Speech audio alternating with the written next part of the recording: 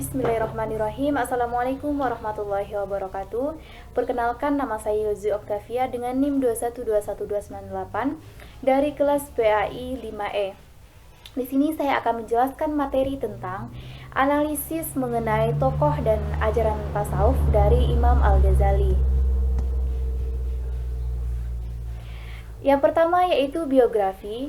Imam Al-Ghazali memiliki nama lengkap yaitu Abu Hamid Muhammad bin Muhammad bin Ahmad Al-Ghazali.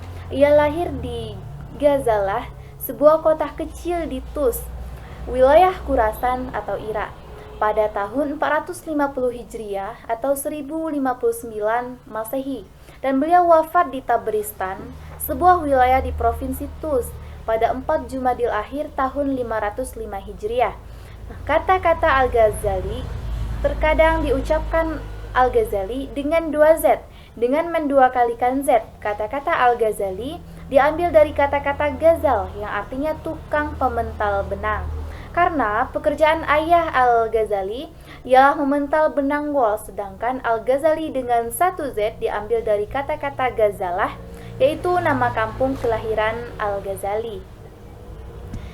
Selanjutnya yaitu ajaran Al-Ghazali dalam tasawuf. Menurut Al-Ghazali, tasawuf dimaknai sebagai ketulusan kepada Allah dan pergaulan yang baik dengan sesama manusia. Tasawuf itu mengandung 2 unsur. Yang pertama yaitu hubungan manusia dengan Allah dan hubungan dengan sesama manusia. Yang kedua yaitu hubungan tersebut didasarkan pada akhlak.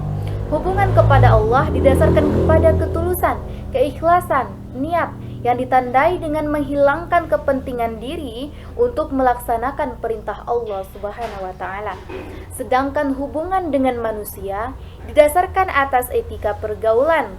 Salah satunya adalah mendahulukan kepentingan orang lain di atas kepentingan diri sendiri, selama kepentingan itu tidak bertentangan dengan syariat. Sebab menurut Al-Ghazali, setiap orang yang melakukan penyimpangan terhadap syariat, maka ia bukanlah sufi. Jika ia mengaku sufi, maka pengakuannya adalah dusta. Mengenai ajaran tasawuf dari Al-Ghazali ini, adapun pokok ajaran tasawuf dari Imam Al-Ghazali ini, yang pertama yaitu, saya akan menjelaskan yang pertama yaitu mengenai tauhid. Dalam ilmu kalam disebutkan bahwa tauhid berarti ikrar tentang tidak ada Tuhan selain Allah. Dalam tasawuf, tauhid itu hanya merupakan ungkapan verbal tidak adanya Tuhan selain Allah, melainkan juga ungkapan hati tentang hakikat Tuhan yang satu. Imam Al-Ghazali menegaskan bahwa tanda bertumbuhnya tauhid di dalam hati adalah munculnya sikap tawakal kepada Allah, yaitu menyerahkan segala urusan diri sendiri hanya kepada Allah Subhanahu wa taala. Yang kedua yaitu mahabbah, yang artinya ketakutan. Takut kepada Allah bisa dialami oleh setiap manusia.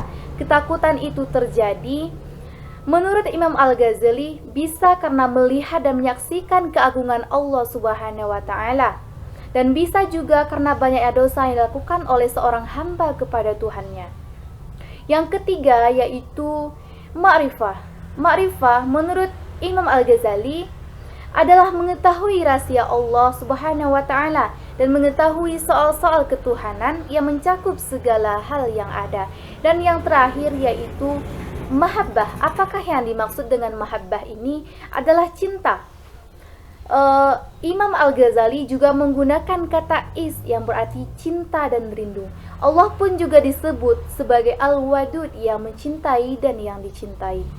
Cinta adalah benih yang bisa tumbuh pada tanah yang subur.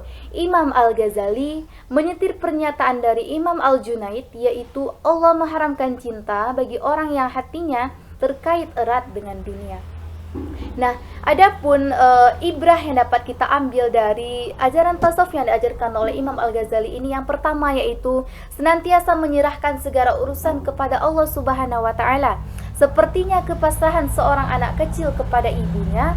Si anak kecil hanya mengenal dan menyandarkan segala keadaan dirinya hanya kepada ibunya saja. Ia hanya meminta kepada ibunya. Bahkan seorang ibu kerap memberikan susu sekalipun si anak kecil tidak memintanya.